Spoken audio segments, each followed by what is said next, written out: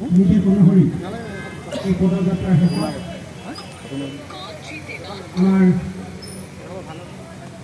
এইটো মহৎ কাম আমাক কৰিবৰ কাৰণে দলৰ ফালৰ পৰা নিৰ্দেশনা প্ৰদান কৰা হৈছিল। যিহেতু আমি সকলোৱে জানো অহা 15 তাৰিখে আমাৰ দেশৰ স্বাধীনতা দিৱস আছে।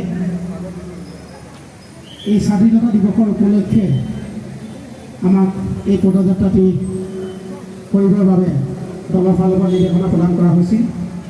আৰু এই পদযাত্ৰা শেষ কৰাৰ পিছতেই আমাৰ স্বাধীনতা সংগ্ৰামী এইটো স্মৃতিসৌধত আমাৰ বন্তি প্ৰজ্বলন কৰি মাল্যাৰ্পণ কৰিবৰ কাৰণে আমাৰ নিৰ্দেশনা প্ৰদান কৰিছিল। ইতিমধ্যে আহি আমি আমাৰ জাতিৰ পিতা মহাত্মা গান্ধীৰ প্ৰতিমূৰ্তিত আমি সকলোৱে উপস্থিত হৈছোহি।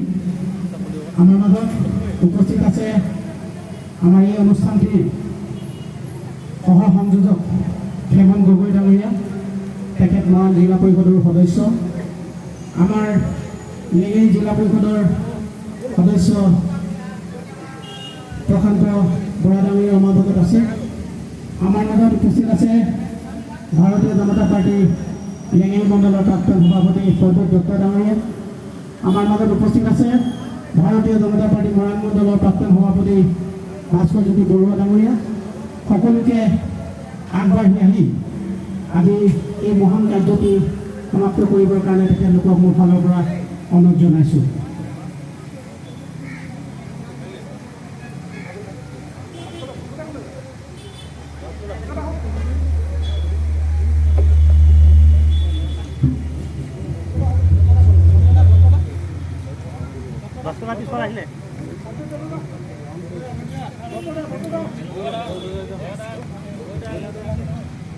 সন্মানীয় প্ৰদ্যুৎ দত্তক আমি আগত বিচৰা হৈছোঁ।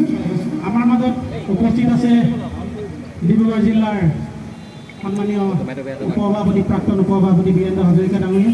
তেখেতকো আমি এই মাল্যাৰ্পণ কাৰ্যসূচীত অংশগ্ৰহণ কৰিবৰ বাবে অনুৰোধ জনাইছোঁ।